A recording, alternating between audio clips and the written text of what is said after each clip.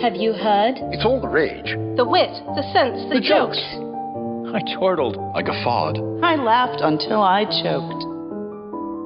Put down your cell phone, turn off the Xbox, just for a short while, and join us for something your great-grandmother might have laughed at, or perhaps blushed at, From famous authors to long-lost gems, Edwardian Entertainments explores the short stories of a past century, wherever they may be found.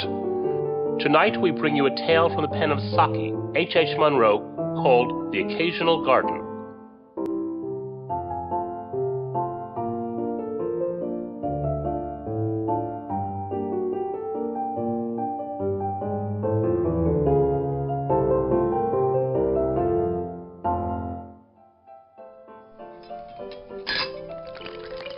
Don't talk to me about town gardens.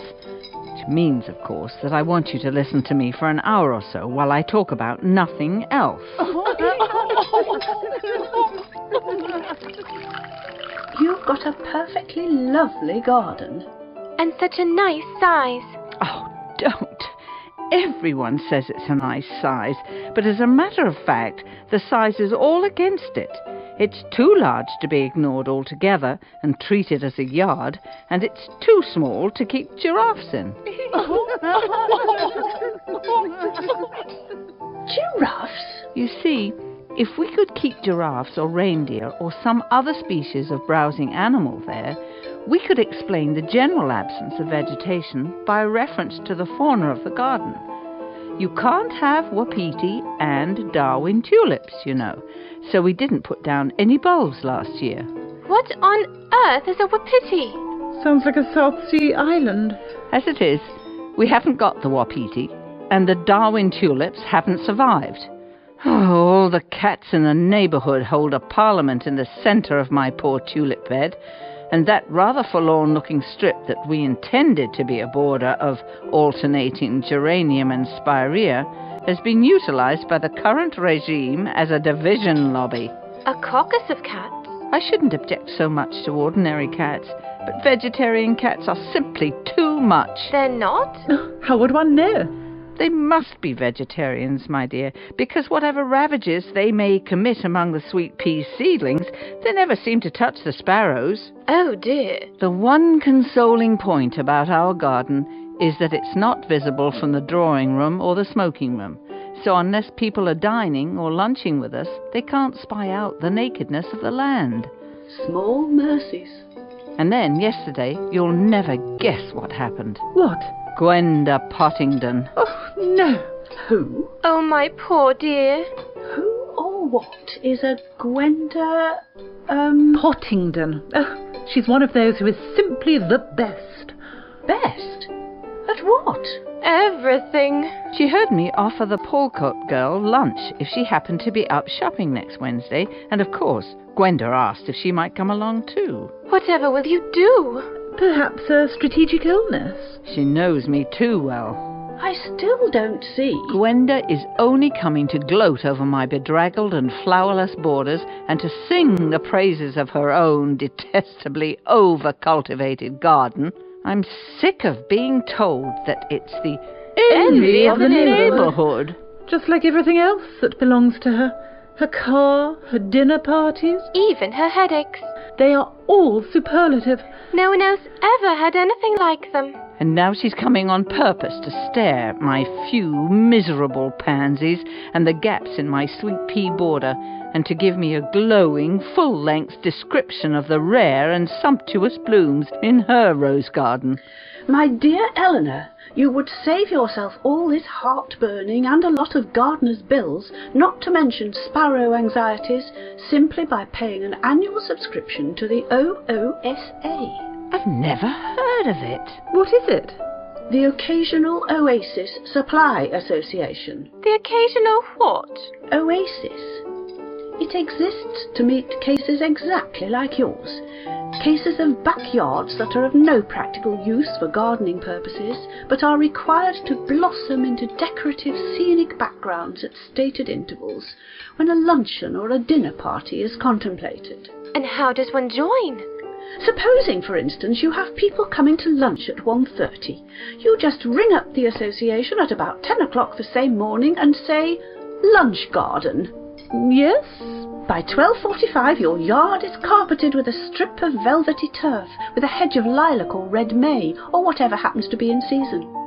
As a background, 1 or 2 cherry trees in blossom, and clumps of heavily flowered rhododendrons filling in the odd corners. In the foreground you have a blaze of carnations or Shirley poppies, or tiger lilies in full bloom. Oh, I love Shirley poppies. As soon as the lunch is over, and your guests have departed, the garden departs also. And all the cats in Christendom can sit in council in your yard without causing you a moment's anxiety. Oh, if only. Ah, but you see, that's not all. It's not? If you have a bishop or an antiquary or something of that sort coming to lunch, you just mention the fact when you are ordering the garden. And you get an old-world pleasaunce, with clipped yew hedges and a sundial and hollyhocks, and perhaps a mulberry tree, and borders of sweet williams and Canterbury bells, and an old-fashioned beehive or 2 tucked away in the corner. I have an uncle like that. Of course, these are the only ordinary lines of supply that the Oasis Association undertakes, but by paying a few guineas a year extra, you are entitled to its emergency EON service. What on earth is an EON service? It's just a conventional signal to indicate special cases, like the incursion of your Gwenda Pottingdon. Oh. It means you've got someone coming to lunch or dinner whose garden is alleged to be the envy of the neighbourhood. Better than the beehive. I have a second cousin like that. And what happens then? What happens? Something that sounds like a miracle out of the Arabian Nights. Your backyard becomes voluptuous with pomegranate and almond trees, lemon groves, and hedges of flowering cactus, dazzling banks of azaleas, marble basined fountains in which chestnut and white pond herons step daintily amid exotic water lilies, while golden pheasants strut about on alabaster terraces. But I haven't an alabaster terrace to my name. All part of the service. It's a great deal of work. After all that, if there is any kick left in Gwenda Pottingdon, or whoever your EON guest of the moment may be, just mention carelessly that your climbing putella is the only one in England, since the one at Chatsworth died last winter. Climbing patella? How do you spell that?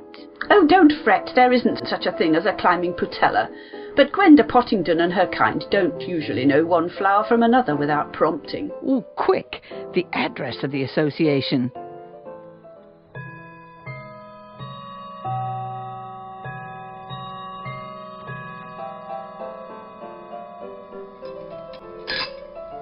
Delicious luncheon.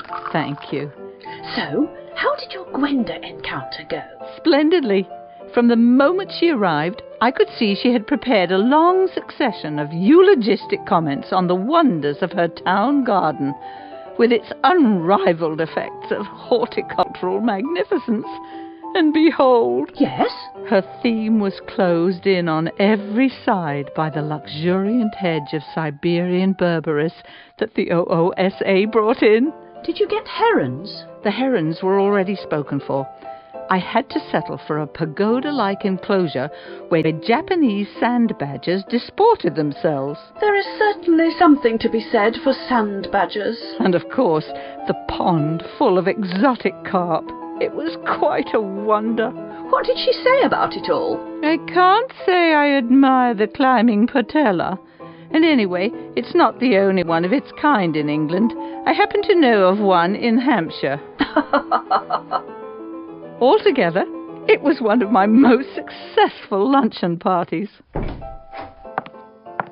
Gwenda! So sorry to burst in like this, but I felt I must tell you that my Elaine has had a watercolour sketch accepted by the Latent Talent Art Guild.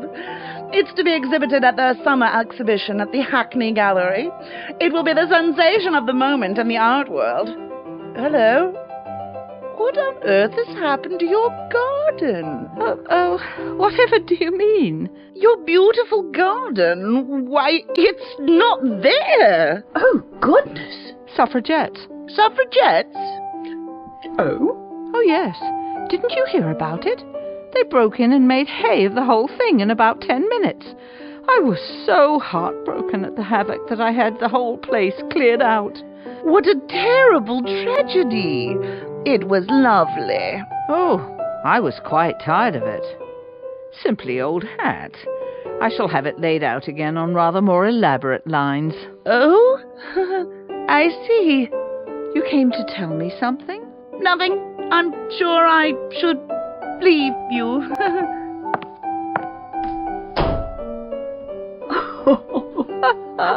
And that is what I call having an emergency brain.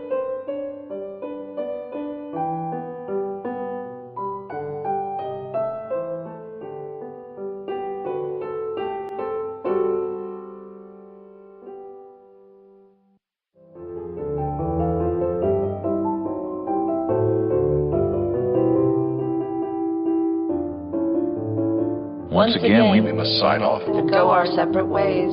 But we'll be here Again next month. Let's call it a date.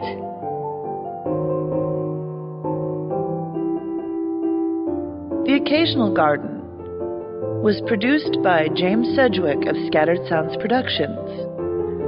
Adapted by Julie Hoverson from the story by Saki, H. Monroe. In this production, Elinor Rapsley was Jennifer Dixon, the Baroness was Judith Moore, Teresa was Alexa Chipman, Sarah was Fiona Thraille, and Gwenda was Julie Hoverson. Music for this episode was from amclassical.com. Cover art by Julie Hoverson. The opening and closing credits used the music of The Entertainer by Scott Joplin, available through amclassical.com, and the opening voices included Glenn Hallstrom, Tanya Milayevich, Gwendolyn Jensen Woodard, Lothar Tuppen, Julie Hoverson, and Carrie Ayers. Russell Gold was the announcer. This is distributed under the Creative Commons Attribution Share Alike Non-Commercial Clauses. Feel free to pass it around, but don't try to make money on it. This is copyright 2011 to Julie Hoverson and Reality Productions.